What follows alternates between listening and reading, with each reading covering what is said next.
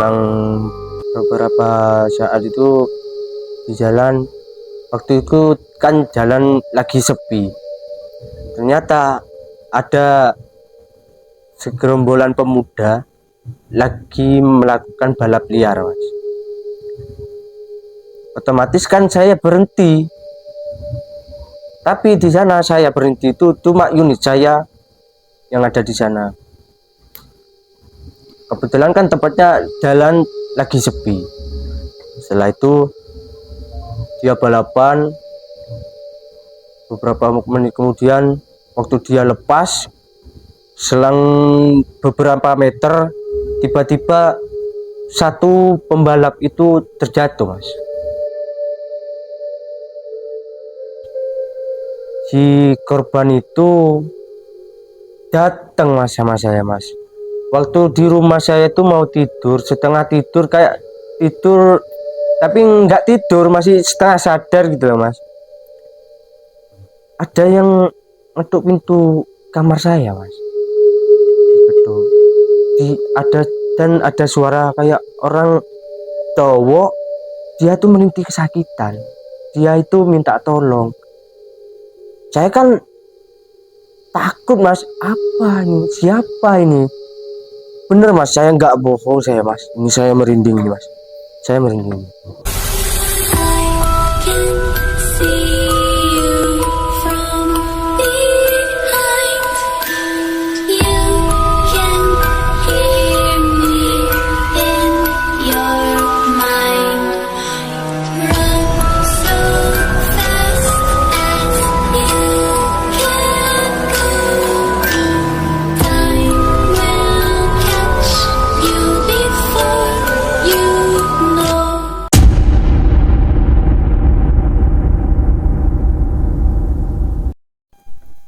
Selamat malam, Sobat Ekspedisi Kang Odeng.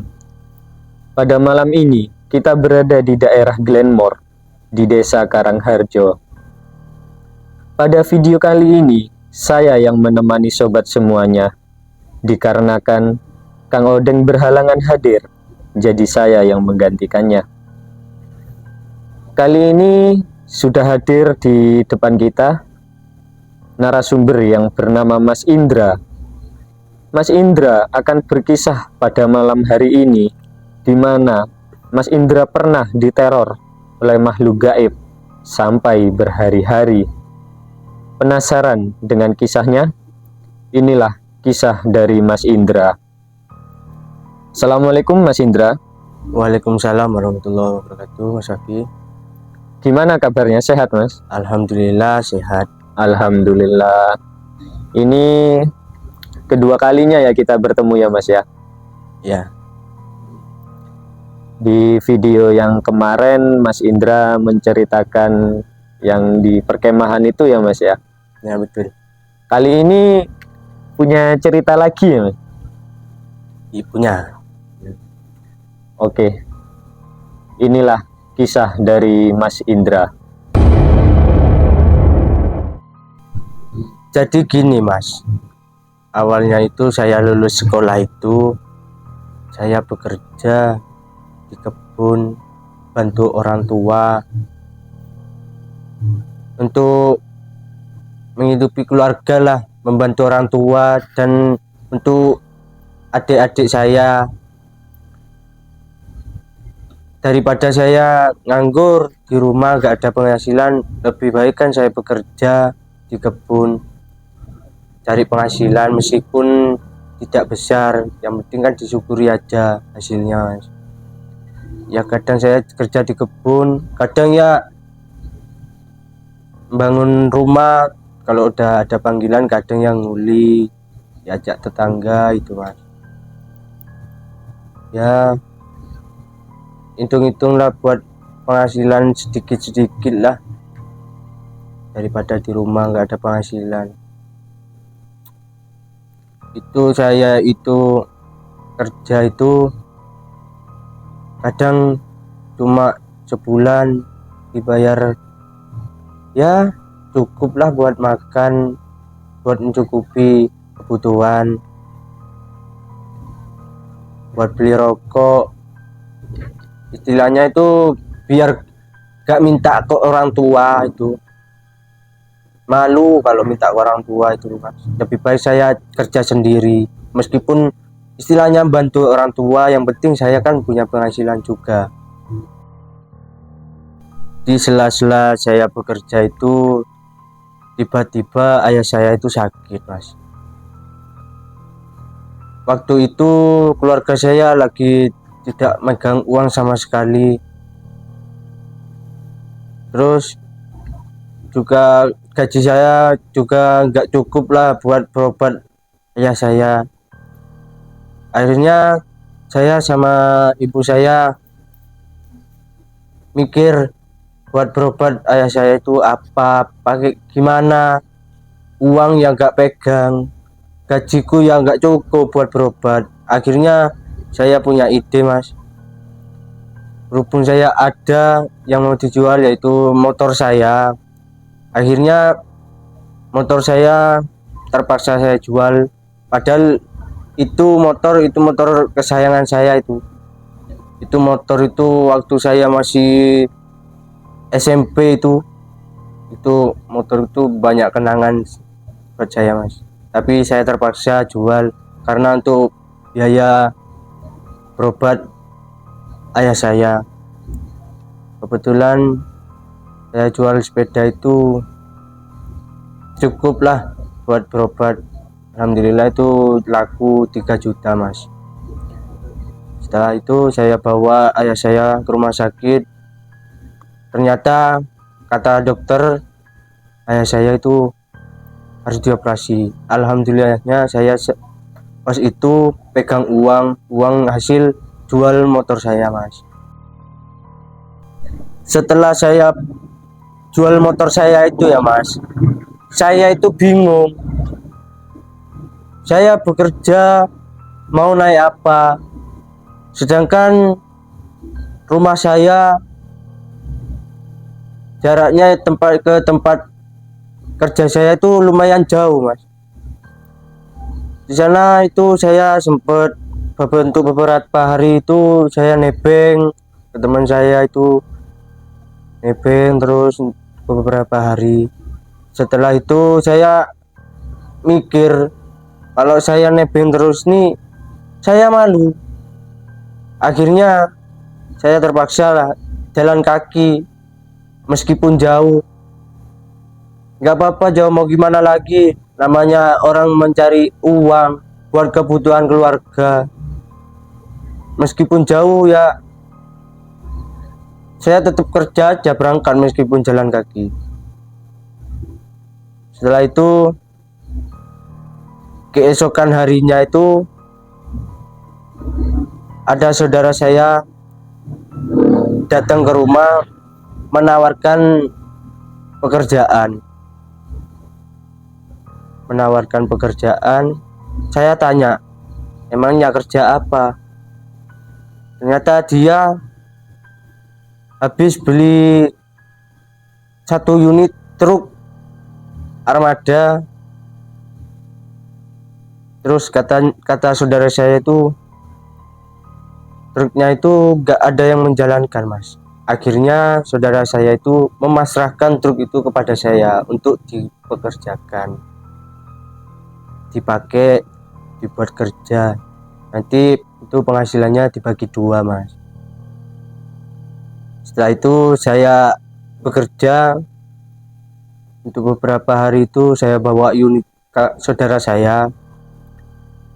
Saya itu kerja nganu mas, kirim singkong dari perkebunan saya dikirim ke kota, kadang ke Blitar, kadang ke Malang, kadang ke Sumatera. Pokoknya itu udah jauh-jauh itu kirim singkong itu mas. Ya juga sempet kirim ke Jakarta.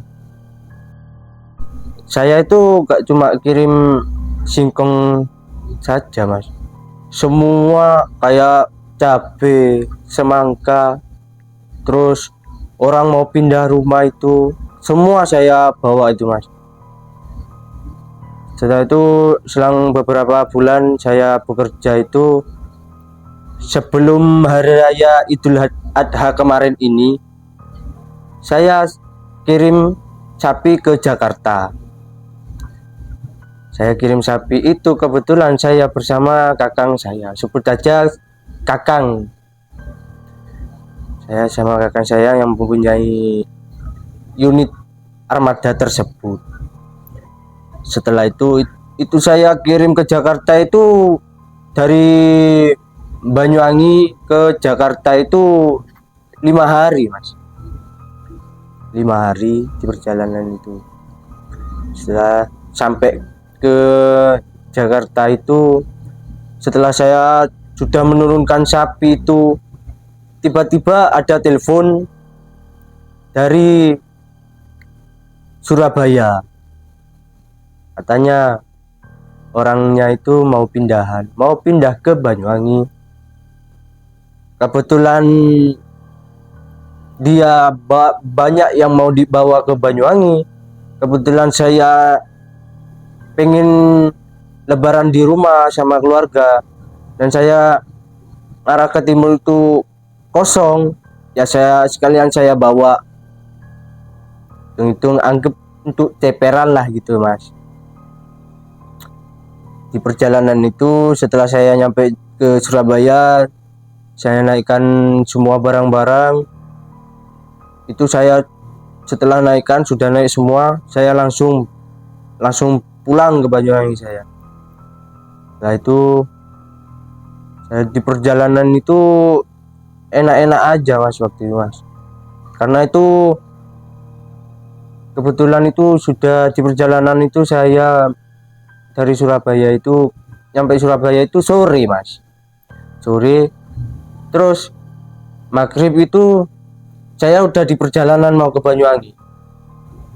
Selang beberapa saat itu di jalan, waktu itu kan jalan lagi sepi, ternyata ada segerombolan pemuda lagi melakukan balap liar mas. Otomatis kan saya berhenti, tapi di sana saya berhenti itu cuma unit saya yang ada di sana. Kebetulan kan tempatnya jalan lagi sepi. Setelah itu dia balapan, beberapa menit kemudian waktu dia lepas, selang beberapa meter, tiba-tiba satu pembalap itu terjatuh mas. Kenapa saya bilang terjatuh? Karena dia itu waktu lepas, motor tersebut itu tiba-tiba sampai beberapa meter itu kok mengeluarkan api. Jadinya saya jalan ke depan, ternyata yang satu kecelakaan dan kepalanya yang sini menghantam trotoar mas. Kepala belakangnya itu. Jadi di sana itu kebetulan gak ada unit lagi, cuma saya saja sama kakang saya, dan teman-temannya juga gak mau bantu. Terpaksa saya bantulah mas, karena kasihan lihatnya ini di sini sudah berlumuran darah semua nih. Yang namanya motor itu udah kebelah dua mas itu mas. Mungkin dari kencengnya dia balap itu ya mas.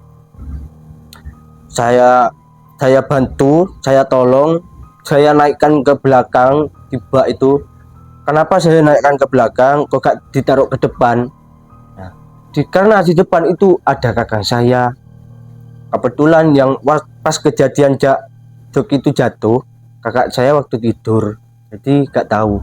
Setelah saya samperin, ternyata kecelakaan. Saya bangunin kakak saya, ada anak kecelakaan. Terus kata kakak saya, terus gimana? Ya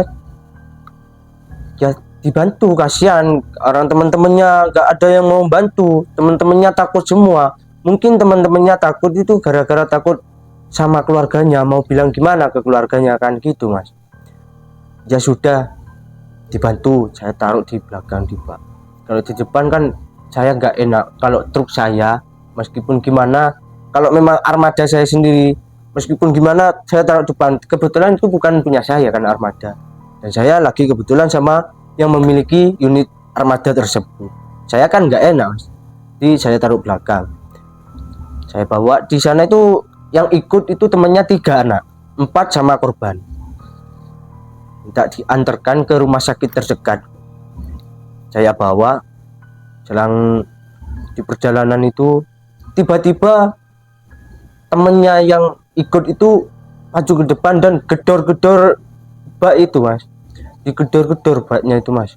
Saya berhenti saya Mas, saya berhenti turun, saya lihat, saya buka kan itu tutup bak tersebut kan, saya buka, ternyata korban kecelakaan itu yang anak balap liar itu meninggal Mas. Setelah itu saya bilang, ya sudah, ini harus disampaikan ke rumah sakit aja. Ini kalau enggak, biar saya kanterin ke rumah sakit bukan karena apa, biar dapat pertolongan dulu. Maksudnya pertolongan itu yang penuh-penuh darah itu Mas, biar dibersihkan dulu, biar nanti yang membawa korban itu biar dari pihak rumah sakit. Saya bilang teman-teman saya, ke teman-temannya korban itu, nanti kalau sudah nyampe rumah sakit, kamu nggak usah takut, kamu telepon keluarganya si korban ini, telepon bilang kalau kecelakaan. Terus saya nyampe rumah sakit, turun, langsung dibawa itu korban itu, dibawa sama perawat rumah sakit tersebut, dibawa. Terus saya bilang, telepon keluarganya. Ya Mas, katanya, kata anaknya. Setelah itu sudah ditelepon, saya bilang ke teman-temannya, mohon maaf saya nggak bisa lama-lama karena saya membawa barang orang. Ini kata orangnya ini kalau bisa itu nggak nyampe pagi, jam 3 itu harus sampai ke Banyuwangi, tepatnya di Ketapang. Setelah itu disitulah awal kejadian buruk yang menimpa saya dan kakang saya.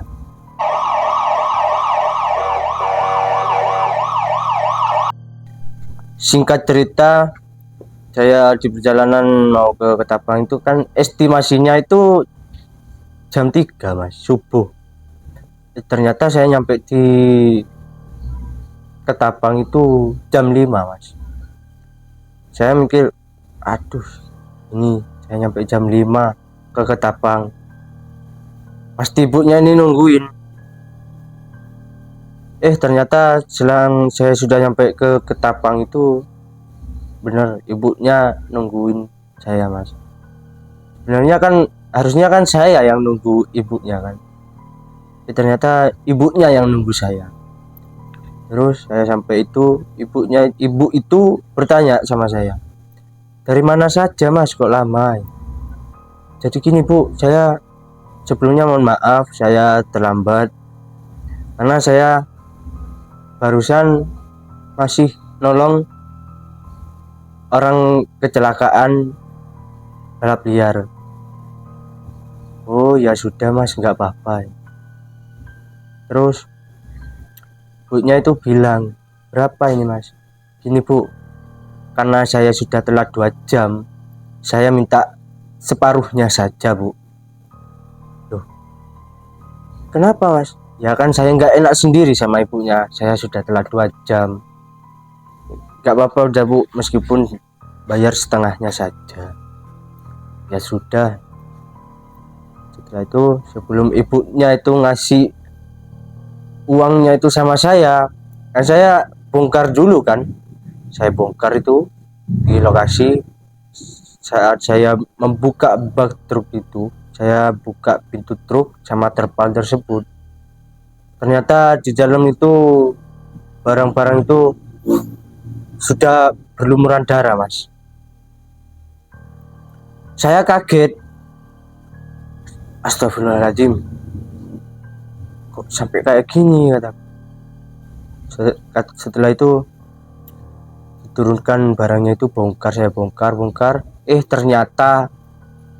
ternyata jaket korban kecelakaan tersebut itu ketinggalan mas di truk saya. Mungkin yang waktu di perjalanan itu kan yang sininya itu yang parah mas, sininya itu kan kebentur ke apa itu namanya trotoar, sininya ini kebelah mas, sini tuh. Mungkin jaketnya itu buat ikat biar darahnya itu gak terlalu banyak yang keluar. Mungkin waktu di korban itu dikeluarkan, mungkin jaketnya itu tersangkut mas, jaketnya ketinggalan. Setelah itu setelah saya bongkar, terus kebetulan saya masih dibikinin kopi sama ibu itu yang mempunyai barang itu. Saya ngopi dulu sebentar. Setelah itu saya berpamitan, Bu, mohon maaf sebelumnya ya, saya nggak bisa lama-lama di sini, dan saya mohon maaf karena sudah telat mengirimkan barangnya ibu ini. Nggak apa-apa mas, yang penting barang saya nyampe. Ya Bu, ya sudah, saya mau pamit, saya mau pulang. Oh iya mas, dikasihlah uangnya itu, adalah sekian lah itu. Nah itu singkat cerita, saya perjalanan itu pulang sama rekan saya. Kebetulan waktu pulangnya itu yang membawa unitnya itu, yang mengendarai itu kakak saya mas. Saya istirahat tapi saya nggak tidur, cuma tidur rebahan, tapi cuma nggak tidur, main HP itu mas. Di perjalanan itu perasaan saya kok nggak enak, gimana hawanya itu nggak kayak biasanya itu mas. Saya itu kayak yang merinding gimana gitu. Itu di perjalanan itu saya nyampe rumah itu, dari Banyuwangi nyampe rumah, kebetulan itu lagi jalan lagi agak sepi lah, agak ramai, jadinya agak cepet nyampe sini. Itu sekitaran jam 7, gak sampai jam setengah 7 lah sampai sini mas, sampai di Glenmore. Terus karena saya di perjalanan itu masih berhenti sarapan sama kakak saya. Waktunya itu kalau biasanya itu jam 6 sudah nyampe ke sini, tapi kebetulan saya masih makan ya, di perjalanan itu sampai sini, sampai Glenmore itu jam setengah 7 mas. Setelah saya nyampe, saya istirahat sama kakak saya karena udah anggap aja sudah 7 hari mas jalanan itu. Nah itu saya istirahat sama kakak saya, terus saya tidur itu mas jam 3 itu kalau nggak salah, jam 2 saya bangun mas. Saya bangun, saya makan, mandi. Di situ saya ingat mas, kalau bak truknya yang saya bawa itu kan banyak darahnya itu. Kebetulan truknya itu masih belum dimandikan mas. Saya telepon lah kakak saya telepon, mas, saya telepon sekali nggak diangkat, dua kali nggak diangkat, yang ketiga kalinya nggak diangkat itu saya samperin. Karena nggak diangkat, saya samperin ke rumahnya. Ternyata masih tidur kakak saya bangunin, Kang, bangun. Dia, kenapa? Truknya nggak dimandikan, kan banyak darahnya itu. Oh iya dimandikan, sebentar dulu ya, saya mau mandi dulu, kata kakak saya itu. Oh ya sudah, saya pulang. Situ saya melepas terpal truk saya itu mas. Setelah saya lepas, saya sudah mandi itu, dia ke rumah, berangkatlah saya ke tempat cucian. Tapi saya nyucinya bukan di tempat cucian ya mas, saya nyuci di sungai mas. Kalau sungainya itu ya lumayan lah, sekitaran 20 meter lah lebarnya sungai itu mas, cukup lah buat mandikan truk. Nah sungainya itu nggak dalam mas, sungai itu nggak dalam, cuma satu jengkal itu. Nah, sungai itu yang buat memandikan truk saya sama kakak saya itu ternyata punya sejarah, Mas, dan punya peraturan. Saya pikir yang punya peraturan itu, kalau saya tahu di gunung itu kan ada peraturannya sendiri. Ternyata di sana ada peraturannya juga, Mas. Terus saya kata orang tua saya, ibu saya itu, sebelum saya berangkat ke sungai itu memandikan itu, ibu saya pesen kalau di sana itu ada peraturannya. Saya tanya, peraturannya apa? Di sana itu ada pohon besar itu seperti pohon beringin lah, Mas. Tapi itu bukan pohon beringin. Katanya di sana itu nggak boleh kencing di area pohon tersebut. Kalau ada yang melanggar peraturan itu, sebagian besar itu bakal mendapatkan malapetaka, Mas. Setelah saya sampai di sungai itu, Mas, sampai di sana itu hawa itu sudah beda, Mas. Hawanya itu sudah beda. Padahal sebelum saya nyampe di sungai itu hawanya itu biasa-biasa saja, ya normal. Tapi setelah saya nyampe di sungai itu, Mas, hawanya itu agak beda, Mas.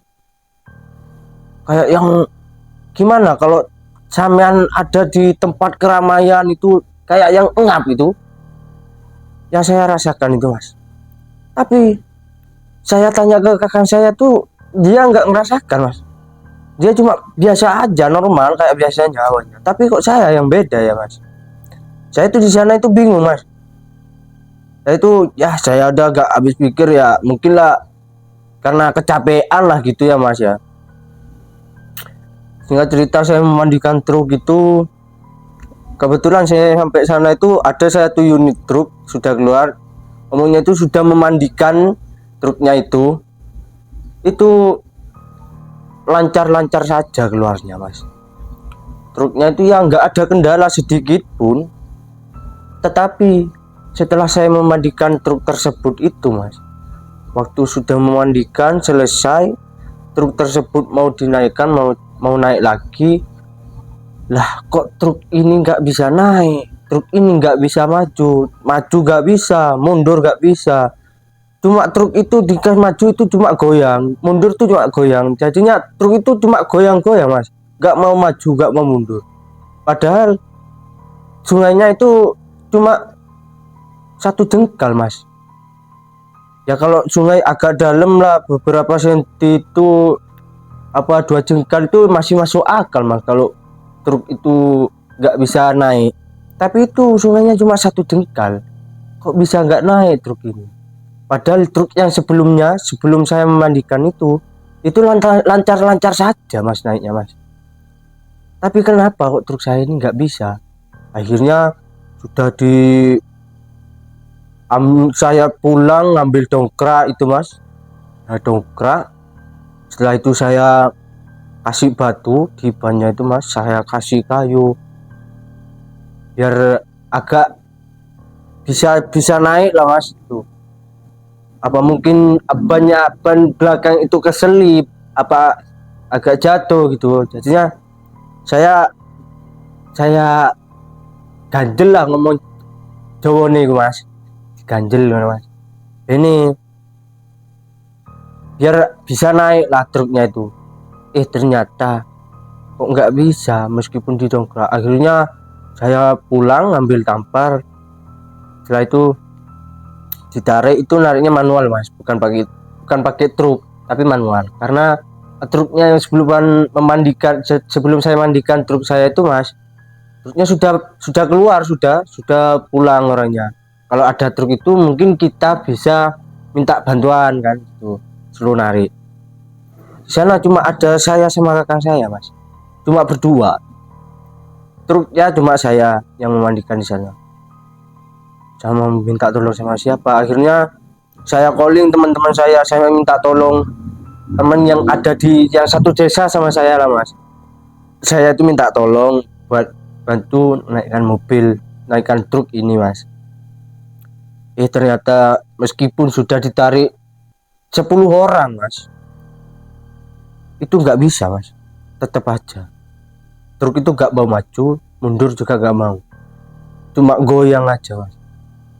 Di situ yang sudah di luar nalar itu mas, saya itu bingung, sampai saya bingung ini kok kayak gini, apa mungkin keselip. Saya mikirnya kan keselip biasanya, kalau di air kan keselip kan biasanya mas, itu enggak mas, itu cuma goyang aja mas. Setelah itu, singkat cerita itu, setelah maghrib itu mas, habis maghrib itu truk itu masih nggak bisa naik mas. Saya pulang, saya punya ide, gini aja, nanti dibantu tarik sama pakai katrol mas, yang buat sumur itu loh mas, pakai itu. Saya nambah lagi, nambah orang, 15 orang yang narik. Tapi tetap saja usahanya itu tetap truknya nggak bisa naik mas. Itu sampai malam, saya sampai sudah bingung semua, truk ini gimana mau digimanakan ini, maju nggak bisa, mundur nggak bisa mas. Nah itu agak lama, itu sekitaran jam 9 malam mas. Jam 9 itu hawa itu makin mencekam mas. Di sana saya waktu setelah beberapa jam dari setelah maghrib sampai jam 9 itu terus narik truk itu masih nggak bisa karena kecapean mas. Saya itu istirahat dulu, istirahat, minum kopi dulu mas. Saya minum kopi, setelah ngopi-ngopi itu mas, kan kalau orang ngelihat gini di sini kan pasti kelihatan yang sebelah sini mas, ini cuma sekelebatan tuh. Dari sini saya, mata kanan saya di sini itu saya seperti ada orang laki-laki pakai baju putih mas. Baju putih itu orangnya itu agak bungkuk, kalau dilihat itu kayak udah kakek-kakek yang umurnya sudah 80 ke atas itu mas. Di sini tuh sekelebatan kayak kelihatan. Kan saya kan kelihatan gini mas, saya penasaran itu apa kan gitu, saya mikir. Saya lihat mas, itu nggak ada. Setelah saya nggak lihat, tiba-tiba yang mata sebelah kiri saya mas, itu ngelihat juga, sosoknya itu sama kakek-kakek itu. Karena gini mas, karena saya juga ya bilangnya itu punya kelebihan lah. Kalau kata orang itu anak sekarang itu indigo lah katanya. Tapi saya nggak bilang kalau saya ngelihat ini tuh, kalau ngelihat ini tuh saya nggak bilang sama orang. Cuma saya aja yang ngelihat itu, kalau saya aja yang lihat ya sudah, saya aja yang merasakan gitu mas. Karena kalau saya bilang itu kayaknya percuma, orang-orang nggak mungkin percaya kan gitu mas. Nanti dikiranya saya gila. Mana ada kayak gitu kan gitu mas. Lebih baik saya diam aja. Setelah itu kita cerita waktu hampir tengah malam itu mas, saya masih di sungai itu. Yang lain teman-teman saya yang 5 anak itu udah mungkin capek ya mas, mungkin capek itu, ya udah saya kasihan kan mas, saya suruh pulang saja mas. Setelah itu saya sudah bingung, apa yang dongkraknya butuh yang lebih besar ya mas. Saya itu sampai ngoling teman saya yang ada di Kajar, daerah Kajar ya mas.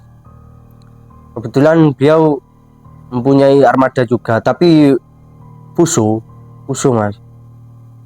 Dia punya dongkrak yang lebih besar. Akhirnya meskipun sudah jam 12, jam setengah 12 malam itu mas, sudah tengah malam itu mas, saya berangkat Kajar itu jemput dongkrak itu mas.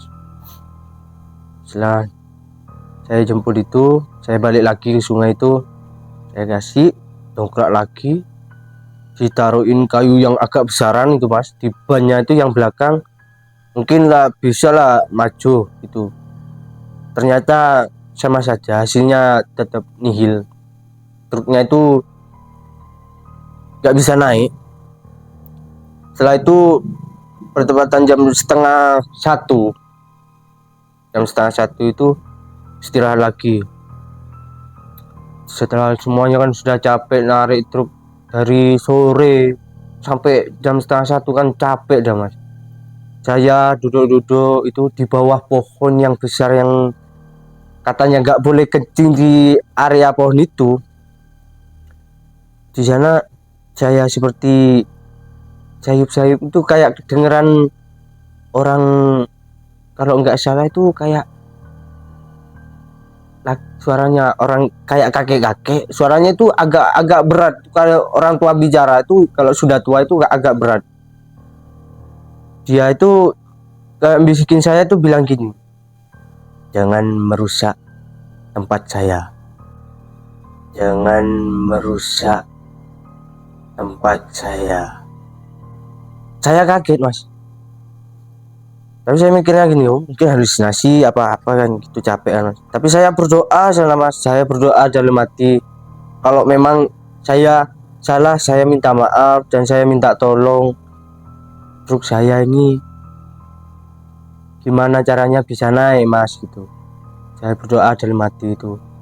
Setelah saya berdoa selesai, saya hidupin truk saya itu mas.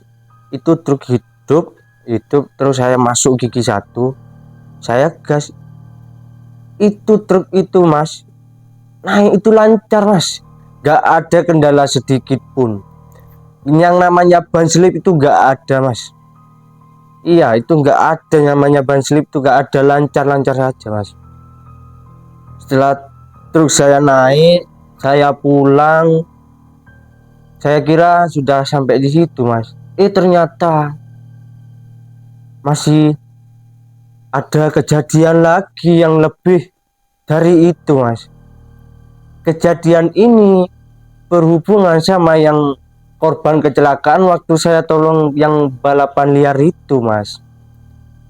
Nah si korban itu datang mas sama saya mas. Waktu di rumah saya itu mau tidur, setengah tidur, kayak tidur tapi nggak tidur, masih setengah sadar gitu loh mas. Ada yang ngetuk pintu kamar saya mas, diketuk, dan ada suara kayak orang cowok, dia tuh merintih kesakitan, dia itu minta tolong. Saya kan takut mas, apa ini, siapa ini? Bener mas, saya nggak bohong saya mas, ini saya merinding nih mas, saya merinding. Ya memang ini tiba-tiba terasa merinding ya. Iya, saya kalau ingat kejadian itu saya merinding. Saya memberanikan diri, gak tahu saya memberanikan diri apa membohongi diri sendiri mas. Saya keluar mas, saya keluar kamar, itu nggak ada siapa-siapa. Setelah itu saya masuk lagi ke kamar, mungkin halusinasi. Ternyata yang diketok malah pintu utama, pintu depan mas, bukan pintu kamar. Saya kan diketuk itu ada orang minta tolong, merintih kesakitan. Kayak saya yang risih, tapi risih ya ada ya takut, ya risih kan gitu mas. Akhirnya saya memberanikan diri, saya keluar, saya buka pintu depan. Di situ saya kaget saya mas, ternyata di depan pintu itu sudah ada darah berceceran mas. Saya kaget, astagfirullahaladzim, ini darah siapa ini? Saya tutup pintu, kunci pintu, saya masuk kamar, kunci kamar, saya takut udah mas. Setelah itu saya pakai selimut, saya udah memaksakan diri buat tidur, tapi di situ saya nggak bisa tidur mas. Itu sampai jam 4:30 itu mas, subuh itu. Setelah subuh itu, sebelum subuh itu jam 4, sekitaran 3:30 itu orang yang ngedok pintu itu masih ada mas, tapi saya diemin aja. Setelah itu kan saya nggak bisa tidur mas. Setelah kedengeran suara azan, orang suara kedok-kedok pintu itu nggak ada mas. Saya sudah lega sekali, saya sudah mendengar suara adzan itu saya lega aja. Alhamdulillah sudah subuh saya gitu mas. Karena kebetulan saya mau lihat jam, HP saya mati. Sisanya sudah ketinggalan yang waktu saya ke Jakarta itu mas, tinggalan di sana, terjun saya itu. Biasanya saya mau lihat jam yang di ruang tamu itu saya takut sudah mas. Akhirnya saya udah nunggu aja, udah saya pakai selimut nunggu, kok ada suara azan. Alhamdulillah ini mungkin sudah jam 4 lah gitu mas, subuh. Akhirnya saya bangun, saya memberanikan diri keluar lagi mas. Saya keluar lagi, tiba-tiba itu saya buka pintu utama itu, kalau darah itu sudah nggak ada mas, darah itu bersih semua mas, itu nggak ada darah sedikit pun, setetes pun. Padahal ya saya di rumah cuma sendiri, kebetulan kakak saya itu langsung ke rumah istrinya.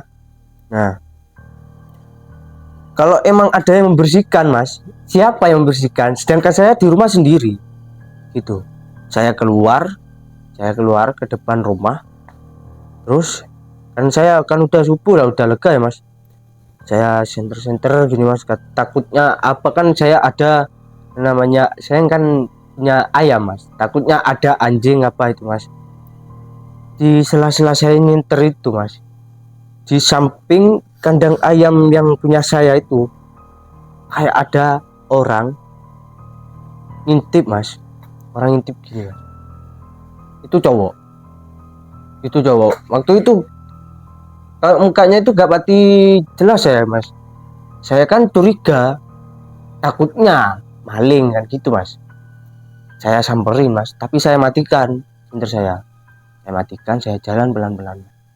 Setelah dekat mas, saya sinter gini, di situ saya kaget mas, ternyata itu sosok korban yang kecelakaan balap liar. Di sini itu menampakkan udah mukanya hancur. Di sini sudah dilihatkan, di sini kan belah gini mas. Di sini kepalanya ini sudah buka gini mas. Jadi yang dalam ini sudah keluar semua, di dalam di kepala ini sudah keluar semua mas. Di situ saya kaget mas. Saya lari, saya masuk lagi ke rumah. Di situ saya udah, meskipun jam 5 saya gak berani masih keluar mas. Setelah itu habis jam 6 itu kakang saya itu ke rumah mas, jam 6. Saya kaget, biasanya jam segini ini kakang saya ini belum ke rumah masih. Biasanya kalau ke rumah itu kakang saya itu jam 8 lah, jam 9 itu ke rumah mas, kalau dia nggak tidur gitu. Itu kok kayak biasanya ini, kok pagi datangnya. Dia datang sama saya, ketuk pintu, saya buka, dia duduk, saya dipanggil, sini ada yang mau saya ceritakan. Kenapa kang? Saya kira kan mungkin ada setelah hari raya Idul Adha itu ada motor lagi yang mau dianu. Ternyata bukan mas, ternyata dia cerita kakang saya itu juga didatengin sama sosok korban kecelakaan tersebut mas. Astagfirullah.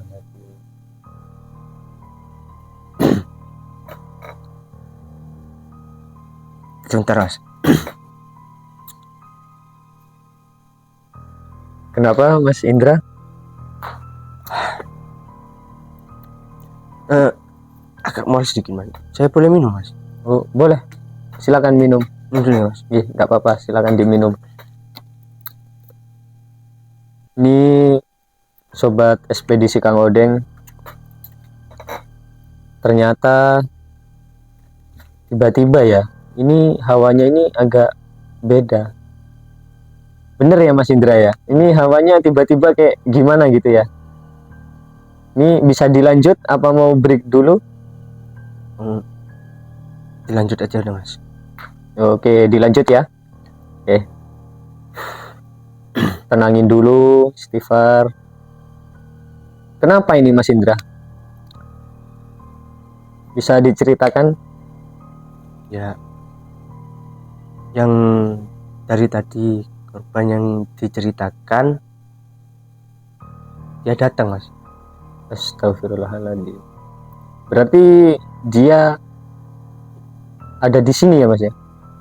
Ngeliatin kita ya? Iya, Di sebelah mana itu Mas kalau boleh tahu? ini kan di sebelah kanan kita ini kan ada pohon ini mas. Iya, Pohon ini. beringin besar ini mas. Iya. Dia sosok itu duduk-duduk mas di atas pohon dalam keadaan yang sama, muka ini hancur. Melihat ke kita ya. Ya, saya agak merinding mas. Iya, ini juga merinding. Kita tahan sebentar ya sobatku semuanya. Kita kirim doa supaya arwah beliau diterima di sisi Allah Subhanahu wa taala. Oke, mari kita berdoa. Al-Fatihah.